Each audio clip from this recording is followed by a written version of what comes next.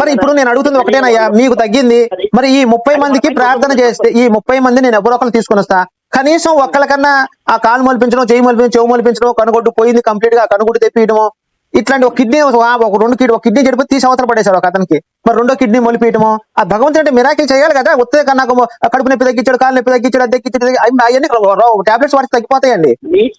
అవన్నీ మానవుడి చేతిలో ఉన్నాయి. మానవుడి చేతిలో ఉన్నదానికి దేవుడి చేతిలో ఉన్నదానికి తేడా లేదా అండి? అలాంటివి కూడా సాక్ష్యాలు ఉన్నాయా? కాదనడం లేదు, నేను చెప్పేది నాకు అదే కావాలి. ఒక చెయ్యో కాలో కన్నో మొలిస్తే అప్పుడు ఖచ్చితంగా దేవుడు మిరాకిల్ చేశాడని నమ్ముతాం నేను కూడా. విను విను మంచిగా కాలేదు లేదు. నీకు అలాంటి మిరాకిల్ జరగాలంటే నువ్వు ఎలా ఉండాలి?